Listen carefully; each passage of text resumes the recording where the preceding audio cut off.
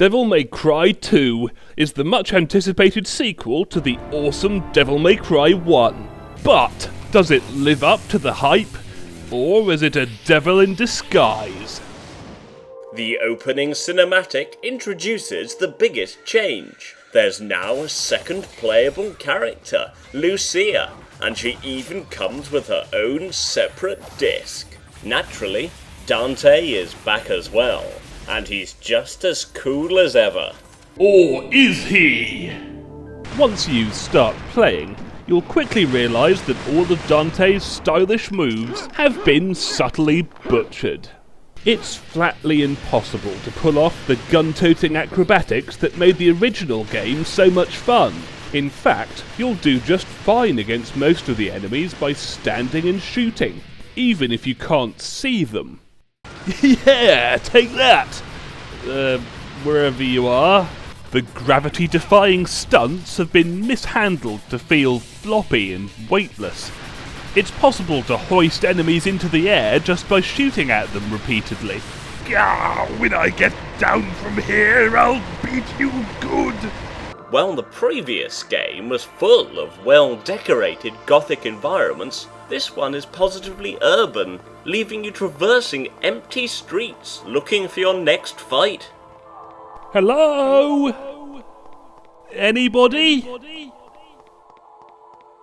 Demons? The fastest way to get around in the expansive landscape is by using the newly introduced acrobatic moves.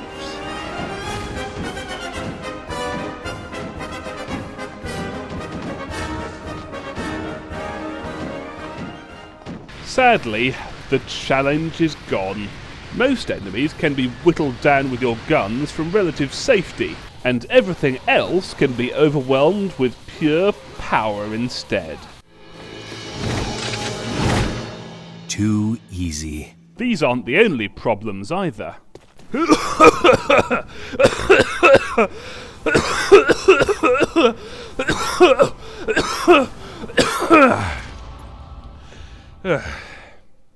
It's hard to believe, but the story in this game is worse than its predecessor too. The story is hardly complex, but still contrives to be baffling. Oh, hi Dante, how's it going? Yeah, well I was just in the neighbourhood and Oh no, it's an explosion! What comes out of the characters' mouths is little better. Dante's personality has undergone a baffling change. Instead of shooting off one-liners at the monstrous demons he encounters, he barely seems to care about demon slaying at all. Whatever. Come on, Dante, cheer up. Don't you want to say something cool like, "Let's rock, baby," or "Flock off, Featherface"? Why won't you speak to me anymore? Somebody, anybody, say something! Now, I'll absorb his power. I will become an all-powerful immortal. I spoke too hastily. Shut up now. With a dodgy story comes a lack of direction. You'll wander from a small town through deserted streets into an abandoned factory, all with no idea of why you're there or what you're supposed to be accomplishing. But wait, what's this? Each mission begins with a helpful hint on what to do. Close to your eyes, but far off in your mind, the hunter must learn to the value of options. Of course! That means absolutely nothing. Hey, has anyone seen any demons around here? Once you're done with Dante's quest, which takes little more than 4 measly hours, there's still Lucia's disc to try. She's faster and more agile than Dante, but beyond a few cosmetic differences, there isn't much to choose between them. Other than a few new bosses, her missions are almost exactly the same, and the two stories don't intersect in any interesting ways. Going through both discs will make you feel like you've played the game twice just by playing it once. When you finish each disc, you'll also unlock bonus costumes, created in a blatant marketing deal with Diesel. Why would Diesel want to be associated with this shoddy product?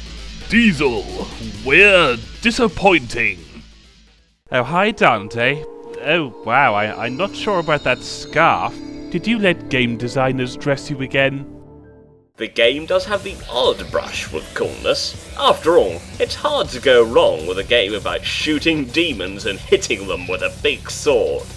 At least there's goat men. The music, at least, is pretty good, and it has its moments of greatness. It's enough to make you think of the first game.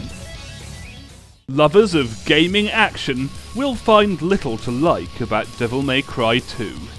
On its own merits, it's forgettable, but as a sequel to one of the greatest action games ever made, it's unforgivable.